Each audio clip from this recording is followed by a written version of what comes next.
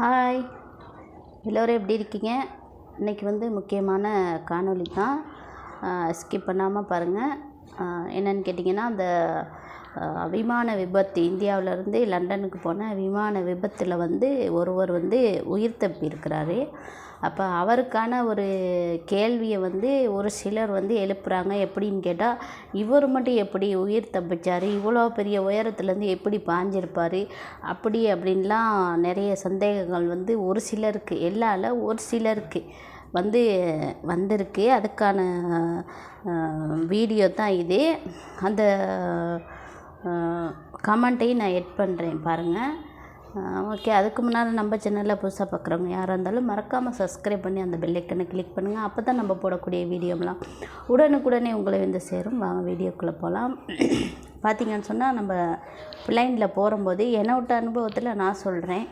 பிளைனில் போகும்போது ஃபஸ்ட்டாக அந்த பிளைனை நம்ம ஏரோப்ளேனில் ஏறின பிறகு அந்த எலௌன்ஸ் பண்ணுவாங்க, உட்காருங்க, இந்த பெல்ட்டை போடுங்க, அந்த பிளைன் எடுக்கிறதுக்கு முன்னுக்கு உட்காருங்க, இந்த பெல்ட்டை போடுங்க, ஃபோனை ஓப்பனுங்க, ஜன்னல் கதவை மூடுங்க, அப்படின்லாம் நிறைய ரூல்ஸ் போடுவாங்க. அது இல்லாமல் சொல்லுவாங்க, இந்த மாதிரி இந்த விமானத்தில் ஒரு விபத்து நடக்க போகுது அப்படின்னு சொன்னால், அதில் ஒரு உடுப்பு ஒன்று வச்சுருப்பாங்க. அதை போட்டுக்கிட்டு நீங்கள் பாயலாம், பயப்படாமல் பாயலாம். பாஞ்சால் உங்கள் உயிரை எப்படி சரி காப்பாற்றிக்கலாம்.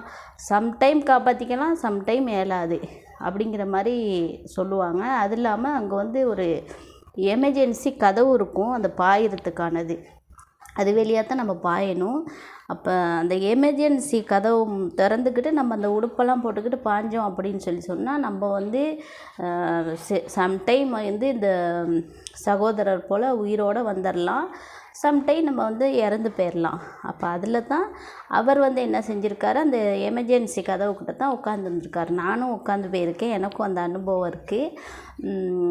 உட்காந்து போயிருக்காரு. டக்குன்னு இப்படி ஒன்று நடக்க போகுது அப்படின்னு சொன்னால், எல்லாமே அப்படி இருக்க மாட்டாங்க. அந்த பிளைனில் வரவங்க ஒரு சிலர் நல்லா யோசிப்பாங்க, அந்த பயம் இருக்காது, அந்த நம்மளே காப்பாற்றிக்கணும் அப்படிங்கிற ஒரு என்னத்தான் நடந்தாலும் நம்ம இதை செஞ்சு பார்ப்போம் அப்படிங்கிற ஒரு அந்த நம்ம உயிரை காப்பாற்றிக்கலாம் அப்படிங்கிற ஒரு நினைவு வரும்.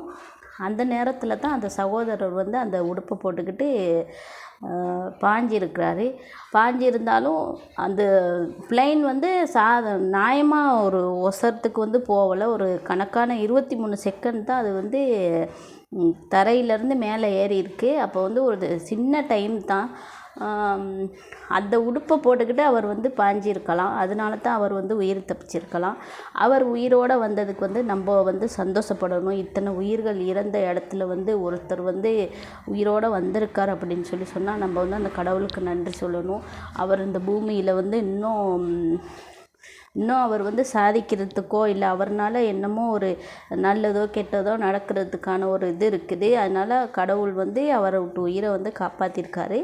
அதனால் அதெல்லாம் ஒரு பெரிய விஷயமாக எடுத்துக்கிட்டு அந்த மாதிரி கமெண்ட்லாம் பண்ணாதீங்க. ஏன்னு கேட்டால், உயிர் அப்படி ஒரு விலை மதிக்க முடியாத ஒன்று தான் அந்த உயிர்.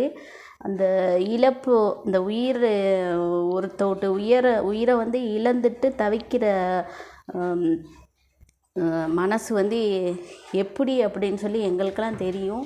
நாங்களாம் ஒரு உயிரை இழந்துட்டு என்ன மாதிரி தவிச்சிக்கிட்டு இருக்கோம், ஒவ்வொரு நொடியும் இறந்துக்கிட்டு இருக்கோம் அப்படிங்கிற மாதிரி தான் இப்போ நம்ம வாழ்ந்துட்டுருக்கோம். இப்போ அந்த மாதிரி ஒரு உயிர் அப்படிங்கிறது அவர் தப்பிச்சு வந்துட்டார் அப்படின்னு சொல்லி இந்த மாதிரி கமெண்ட்ஸ் எல்லாம் போடாதீங்க.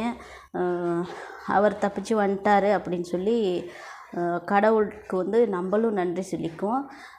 அன்றைக்கான வீடியோ இது தான். அது இல்லாமல் நம்ம கிருஷ்ணா தம்பியை பற்றி ஒரு சில வார்த்தைகள் கதைக்கணும்.